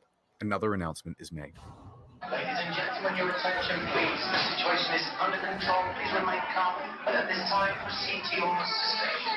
They're located outside on deck 4. So remember, they were at the muster stations until the captain and the whoever the lady was that was telling them, go back to your cabins, go back to the lounge, hang out, chill, everything's under control. And now they're being told to go back to the muster stations where they already were waiting. And anytime someone tells you that everything is under control, let's abandon ship, you know that's a mixed message. You know, if you're abandoning ship, the situation is most definitely not in any way, shape, or form under control, despite how much the captain wants you to think this. What's the harbor master doing? The Livorno Coast Guard calls again. The captain declares distress. The Coast Guard officially calls for rescue operations. They contact Pietro Mile, the helicopter base commander, who then calls in every available pilot. As he rushes down to the helicopter base, Pilon shuts down the emergency generator for the final time. The first rescue vessel arrives. By this point, the lifeboats are already going. Luckily, the ship is very close to shore. Oh, perhaps too close to shore. The ship forcefully runs aground, creating an uneven center of gravity, and it begins heavily listing starboard. Now, do you see a problem with deploying lifeboats in this situation? There's a huge, huge problem with the lifeboats. It's if you look at the ship, it's kind of self-explanatory. Both sides of the ship have lifeboats. There's lifeboats on this side of the ship. There's lifeboats on this side of the ship. So you can get the lifeboats off this side of the ship into the water pretty easily, but you cannot use these lifeboats on this side of the ship. Because they won't go into the water at this point, or if they do, the drop is ridiculously, dangerously high. So essentially, as Mr. Upper Torso says, soon half are going to be underwater. That's why you don't dick around and delay. Yeah. And Wolfman says half of them can't be launched. Exactly. That was the problem with this situation. They could only use about half of the lifeboats that were on this ship. Whereas they could have used them 30 minutes ago when he was telling everybody everything's under control, it's just a blackout, and lying to the harbor master saying it's just a blackout we've had for about 20 minutes. The captain issues a general emergency on board. The announcement to abandon ship is finally called and alarms ring out. And with that comes panic. And now that they're listing, with many of the lifeboats too awkwardly positioned to enter the water, there aren't enough readily available, and they have to start going back and forth to the shore. I mean, did you see that? Did you see that? This is the lifeboat they can use, and listen to the people screaming because they're not stable. Panic. And now that they're listing, with many of the lifeboats too awkwardly positioned to enter the water, there aren't enough readily available, and they have to start going back and forth to the shore, picking people up and dropping them off. The patrol. How stupid is that? The lifeboats have to get in the water, go to shore, and then come back to pick up more people. Come on.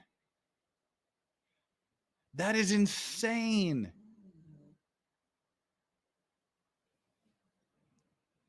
Ugh. Max Mura. Hey, long time no see, Max. How you been over there? Max is just over a little stretch of water over in Japan. Hope everything's going there. I'm getting all kinds of messages from people here saying that there's huge amounts of rain and flooding up in Seoul, in Gangnam, home of Gangnam Style. Yeah, so it's just hot as fuck and not raining down here. How's things going over in Japan? Thank you for your super chat, by the way, Max. By giving informal testimony to a family of man overboard death on a cruise ship in 2015, was told I was likely blacklisted. Never bothered to check. Yeah, you know that telling the truth, oddly, is sometimes counterproductive to careers. I don't know if that contributes to why people tend to not tell. I think people tend to lie in this situation because they're trying to save their own ass, and they mistakenly believe that someone will believe them at some point. Sorry to hear about that, but thank you for the 610 yen. Damn, this is a really bad situation that they're in. Patrol boats report to the Livorno harbour master that the ship has run aground and is listing heavily. So the harbour master asks the captain about it, and the captain says, no, the ship is still floating. In fact, we're trying to maneuver it onto the shore. They know he's...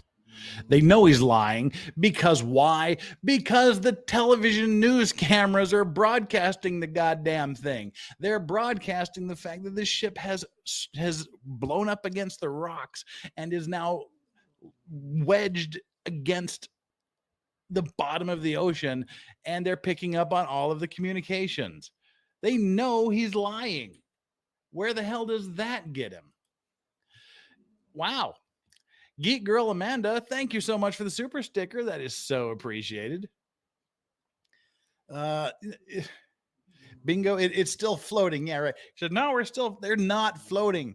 They are wedged firmly against the rocks on the bottom of the ocean. They're not floating.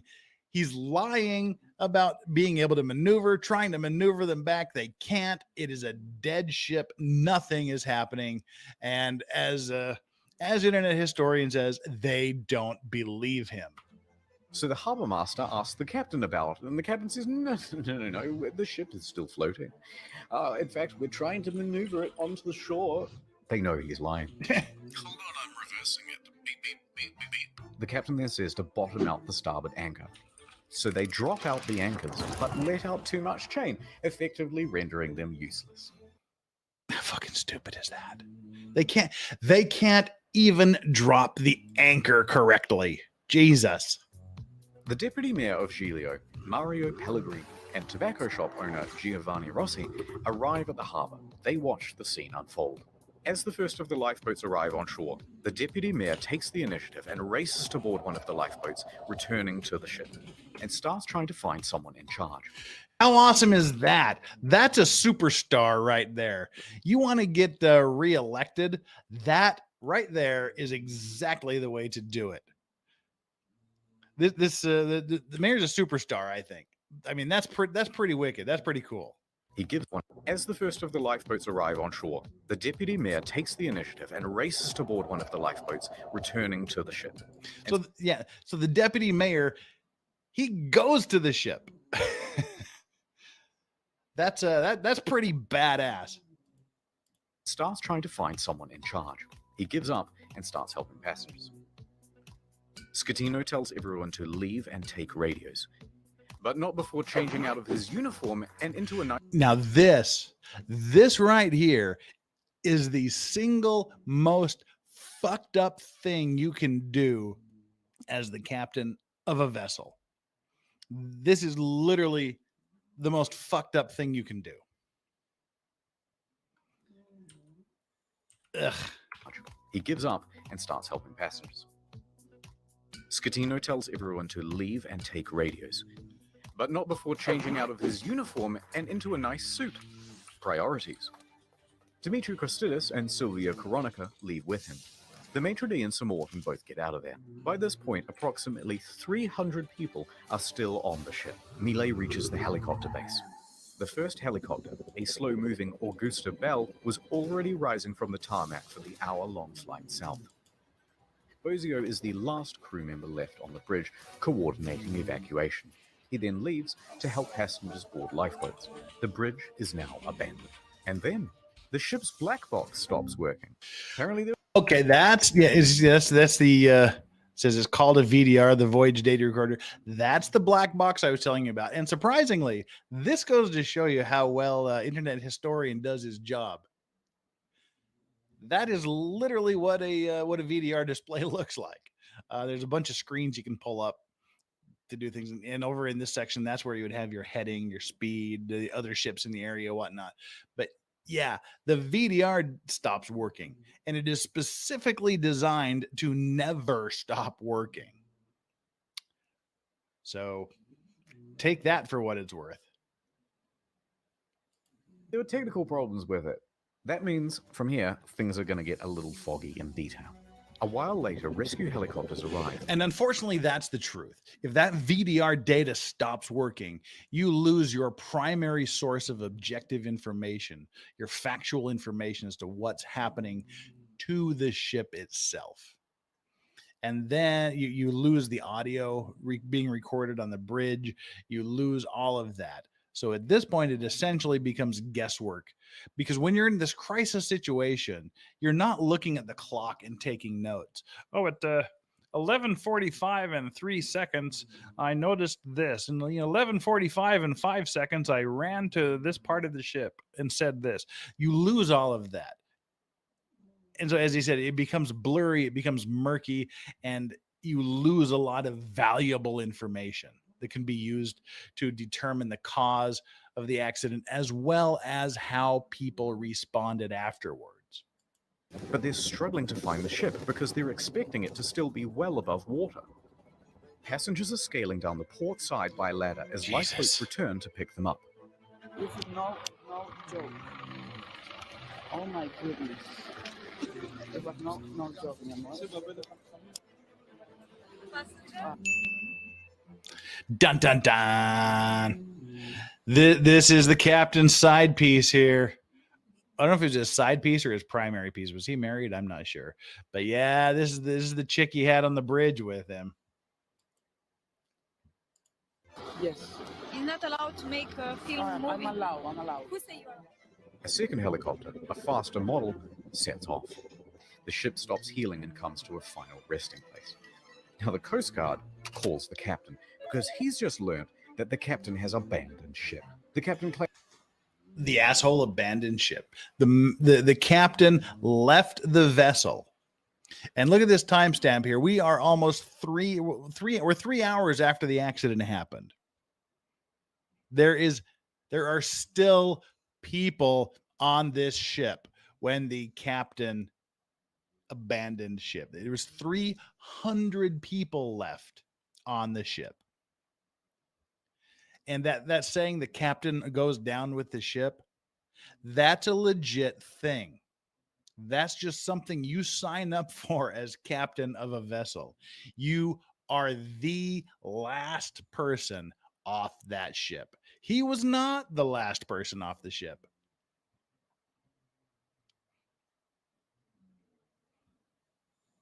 But wait for the lie that he tells about that. the ship stops healing and comes to a final resting place.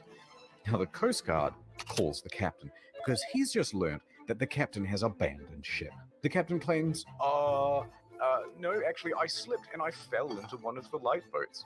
I'm a klutz. But now that I'm on board, I may as well head back to shore.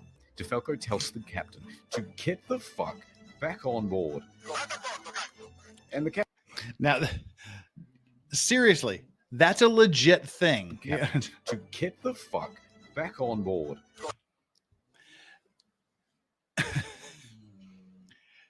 That was legit what he said. And that's legit what he was told to do, to get the fuck back on the ship.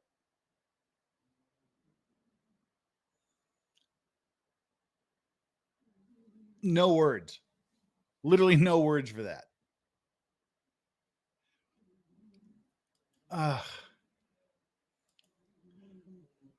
We got that super chat.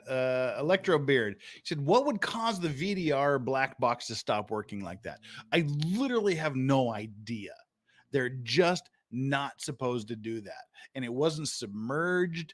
The only thing I could even speculate was that somehow the power to the VDR box was interrupted by something. Because they're designed to make sure that doesn't happen. I literally have no idea. I can't even guess. I can just randomly, wildly speculate out my ass. Well, as long as I'm stopped here, hey, we've got 214 likes, 326 viewers. If you're interested in this, if you're entertained by this, if it's fascinating to you, this is what we do here. We do this every Monday. We deal with legal issues. Most of the rest of the other day, we deal with some supernatural, unexplained stuff occasionally. Hit that like button. That I would deeply appreciate. That would boost those. This is traditionally our slowest day here because this maritime stuff isn't everybody's cup of tea, but it's just kind of fun because it's the one thing that I do and I can comment semi-authoritatively on. So hit that like button, and we've picked up a few subscribers. Hit that subscribe button if you're so inclined. We do this quite a bit. Could the captain have turned off the black box? Crazy Cat Queen asks. Thank you so much for the super chat, by the way. No, they're designed so you cannot turn it off. That it's this completely enclosed system. The only thing you can do is push a button to record. I mean, to save the data, which basically saves the previous 24 hours from the time you hit that emergency button. You can't turn it off. I have no idea why that black box stopped working. And the captain kind of acts confused and then effectively refuses. So the captain makes it to shore. From here, we only have mainstream news reports to rely on, so it's not going to be super accurate. But they say that Giglio's police chief then finds 110 survivors on the rocks at Point Gabbianara. And among them is the captain. Jesus. It's not known whether the captain helped anyone while he was there, and in fact, the police chief claimed that he just sat on the rocks and watched other people do the rescuing. A while later, a rescue boat picks up the captain and takes him to the harbour. He speaks to the police. He then finds the ship's onboard chaplain, Father Rafael Molina, and cries to him for about 15 minutes. Then he goes to the harbour master's office to receive probably the biggest dressing down of his entire life. Port authorities ask the taxi driver to take the captain back to his hotel. The captain takes the 30-second cab ride to the Bahamas hotel. According to the cabbie, he was beaten like a dog. He was cold and afraid. He only asked me where he could buy a pair of fresh socks. Jesus. But then he perked right up again and gave an interview to a news crew. He told them that he was the last to leave. Right there. That motherfucker told the TV that he, can we say that yet? We're not 2 hours into this yet. I should control my language. This mother effer told the camera crew he was the last person off the ship. Remember, there's still at least 300 people on that ship while he's giving interviews and looking for a new pair of socks. Hell has a special place for people like him, I hope. And Luke Pearson, thank you so much for the super chat here. The Wahine is, or the Wahine is New Zealand's biggest maritime disaster, and there's some docks floating about. Also, how close are we getting to criminal liability? Now that the accident has happened and we're dealing with these things, we're going to let it play for a bit. We're about 25, 30 minutes later from analyzing the accident. There's still some serious shit that's going on here with this accident and the aftermath, but I'm going to start letting it play more and talking less while we burn through the rest of this video. Crazy Cat Queen, $5. Thank you so much for this super chat. Damn, if you do Maritime Mondays, I'm here for it, at least until school starts, 8:22. School starting is a real thing. But thank you. We're glad here for you. You can always pick it up on the replay. Thanks for joining us. Let's get back to this douche nozzle and him saying he was the last person off the ship. The captain is usually the last to abandon ship. What happened, Captain? We were the last to leave the ship. All day Saturday, rescuers search for people on the ship. On Sunday morning, a South Korean couple is found in their cabin, safe but shivering. They had slept through the crash and woke up unable to exit their cabin. This is 12 hours after the accident happened. They literally, and I'll tell you, from my personal experiences living here for 34 years in Korea, my personal experience from being married to a Korean for 24 years and having a half Korean son, they have this genetic ability to sleep through an atomic bomb. The main reason is that there's always construction going on. There's always cars honking. There's always people shouting. There's always babies crying and all that. So we just get used to the loud noise and the loud shaking. So it's in our genes.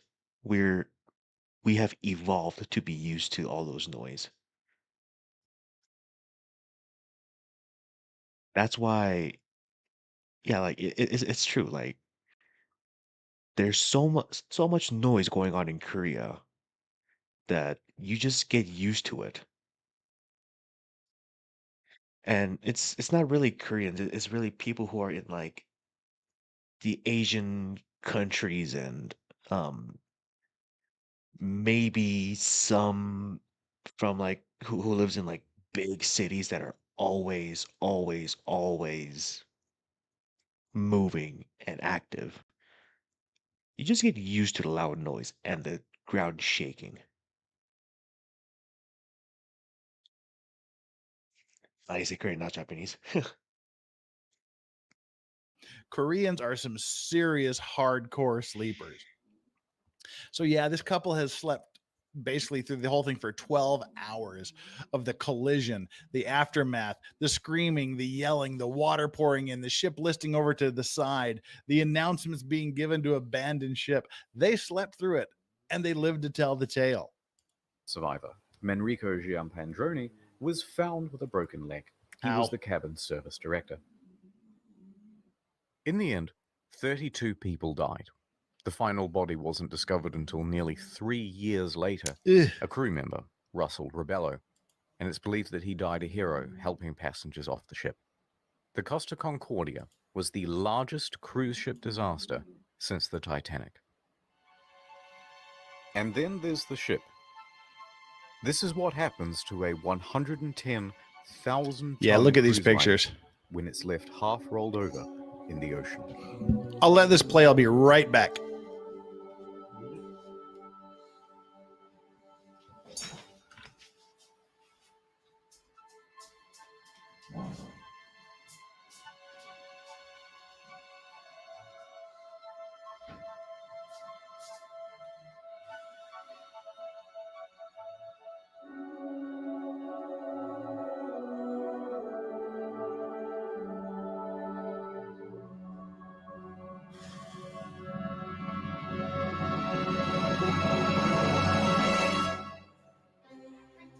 But this isn't the end.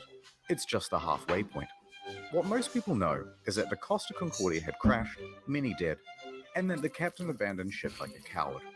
But there's a whole veritable spaghetti of details to untangle. Let's dive in. There they are. The deets.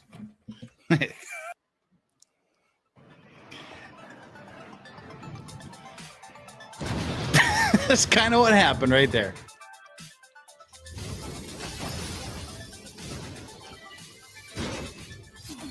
Blue box time. The Costa Concordia was more than just a floating resort. There's a mall, a casino, cha-ching, cha-ching. This iron chest was full of safes and cash registers and expensive fittings. And there were plenty of gamers prepared to sneak by authorities and try their luck in the hot zone. Within days, police divers reported that valuable items, once seen lying around the ship, were now missing. High-end liquor, expensive furniture, dining sets, cash from the casino, cash registers, jewelry and display cabinets, safes, Japanese woodblock prints by famous 18th century artists, as well as the iconic bell, which hung from the bridge of the ship. It was never found. Who steals a big fuck-off bell? Even the server admins were getting involved.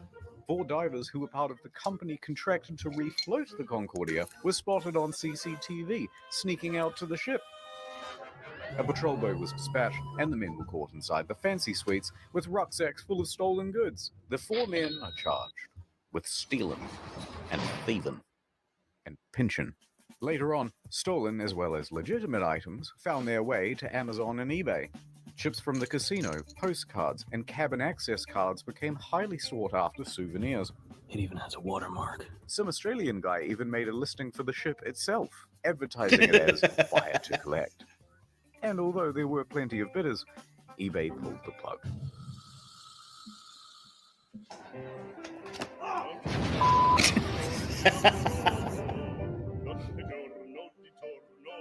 I know you want to see Scatino go to jail, and we'll get to that.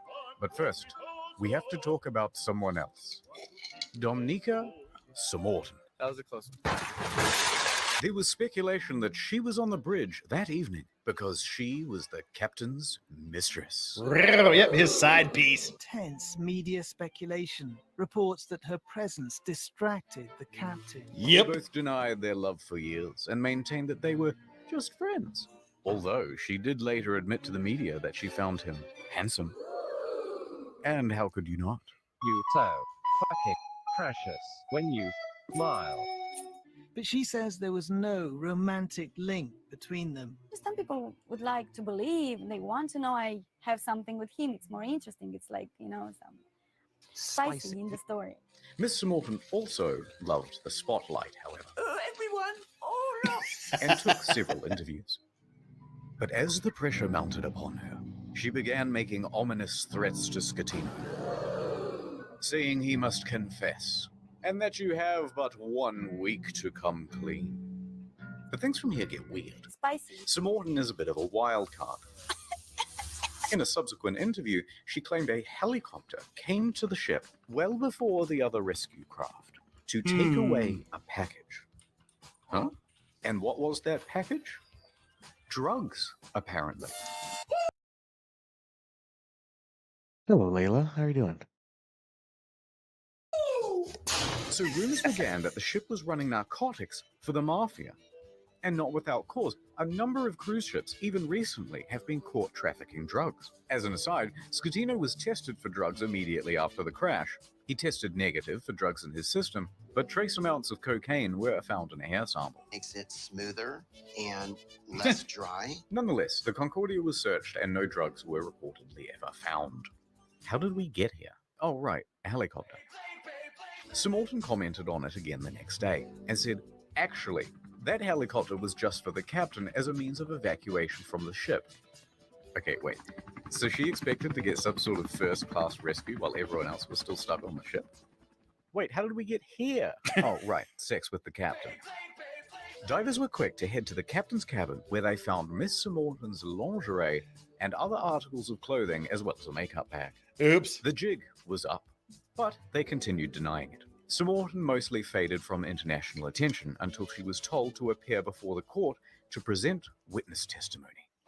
Yeah, that's always The a judge bitch pressed when you her have to be testify. truthful about their relationship, or she in contempt. Either tell me the truth or shut up.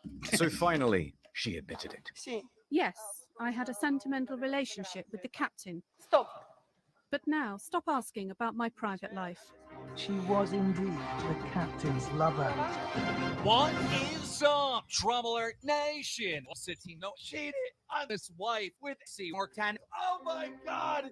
She and Scatino had been having an affair for several weeks. She also said that on the night she boarded, she didn't have a ticket. Ticket, please. And didn't need to pay because nobody questions you when you're the captain's lover. Naturally, she gave another confusing interview after leaving court. I want to say that today is the second time I die, because the first time I died in the night of the crash with my psychological brain and problems. And today I died the second time because, of course, people find out something that I try to hide. Subsequent to the trial, she used her fame in Moldova to become a political activist, often appearing on television and radio and in articles covering protests, accompanied by pictures of her being arrested by police.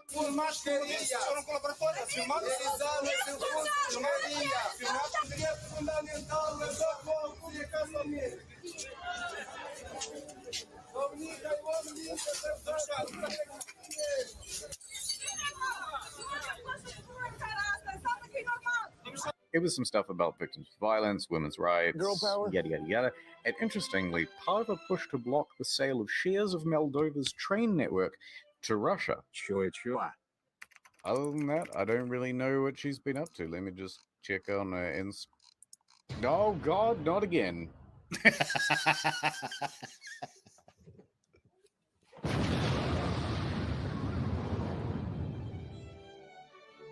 Several civil suits were quickly lodged against Costa Concordia, and their parent company, Carnival Cruises, immediately saw a share drop of 23%. Yeah. Dump it. Passengers sought compensation for their damaged mental health, lost belongings, and loved ones. Either they allowed him to divert from his course, or they didn't know where their billion-dollar ship was. Within a few days, facing financial and media pressure, the CEO attempted to join the bandwagon against the captain and the crew. That was not the ordinary route that the ship was taking at the time, and was not only taking, but the ship was claiming that the ship was not approved to deviate from the route. But that wasn't true. Approval isn't required if the ship is deviating by less than 15 miles, or that it was against company rules. Also untrue, because investigators found that they didn't have any rules about deviating route, and they tacitly encouraged sail-by salutes. Now, in response to the civil suits, Costa Concordia offered passengers 11,000 euros each as compensation. That's kind of small. 11,000 euros, about $14,000, is the minimum compensation under international law when a ship is abandoned. This was to reimburse them for their tickets, as well as any costs they accrued in having to unexpectedly travel home early. And that was supposed to release them from everything and anything that has to do with this accident. I cannot ask for more than this. A lot of passengers, understandably, were not too happy with this deal, and they refused to take the money. We think the offer is an insult. For what these poor passengers went through, we think that the compensation being offered is not commensurate. Mm-hmm. Take it. Compensation being offered is not commensurate. Later, Costa Concordia would lodge a plea deal with the Tuscany court to pay a €1 million fine to avoid a criminal trial. The judge agrees. Costa Concordia is now off the hook for all criminal liability for the whole thing. They've washed their hands of the incident and flecked the residual droplets of responsibility onto the faces of 6 staff members. Passengers and relatives of the dead are livid that the company has been able to avoid criminal responsibility. Offered is not commensurate. Civil suits against the company continue. By the way, the residents of the island of Giglio also banded together and sought damages. They didn't get much. Eventually, passengers who refused the initial compensation of 11,000 joined civil parties against Scatino in his trial in 2015. Is not commensurate. They were awarded 30,000 euros each. Other cases. Now, the reason for this is we talked. Ladies and gentlemen, we will listen to the reason at a later date. Because guess what? I gotta do stuff real quick and be back. Bloop. Hello. And yes, it is all because I was 66 minutes late to the show. Because I am a horrible, horrible person. I know, I know. Okay. I know. Nope. It is the roommates at lunchtime, so I gotta go deliver some lunchtimey stuff. I am on fire. Lord Jesus, to fire. Yes, Phyllis, I was 66 minutes late, apparently. Let's see, let me update the thumbnail. It's just the Korean in you. Yeah, unfortunately. Okay. Let's see. Oh, hi and bye, Harriet. Let's see. Let me send you to a place where they do not do Karen Reed.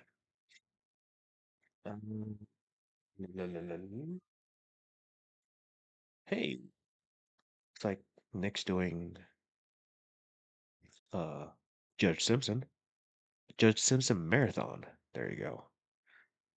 Okay, ladies and gentlemen, thank you for joining me in this little I'm so late, holy crap, I'm a horrible streamer session. After I come back, I will do the rest of the video. So, don't go too far. It'll probably be 30-ish minutes, maybe a little more. And we'll finish off the video. 79 Cecilia, I'm hoping for Crossroads wins Danny baby shower. That was yesterday. That happened last night. So, a little late, but it's okay. Anyway, thank you everyone for joining me. I appreciate you. Thank you for the gifted membership and the super chat. I deeply, deeply thank you. And mods, as always, thank you so much for doing your moddy stuff. Ah, I hope you guys have a wonderful day, evening, night, wherever you are. You guys are beautiful. Stay awesome. I love you guys. Say hi to Nick for me. And I'll see you. I'll see you later. Wow, I just cut myself off. I'll see you later. Love you guys. Bye bye.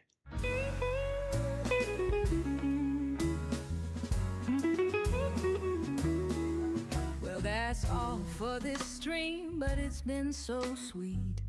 Thanks for hanging with us. It's been a treat. We'll keep it warm, keep it real, take it slow. Catch you next time when the vibes are ready to flow. If you enjoyed the ride, give us a like, subscribe for the warmth. Come back whenever you like. Until then, take it easy. Don't rush, don't hurry. I'll be here waiting. No need to worry.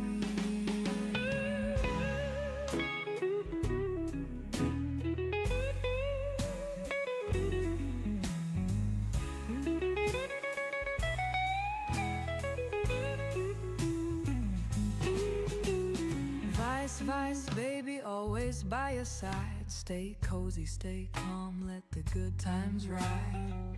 Peace for now, but we'll meet again. Take care, my friend. Until then.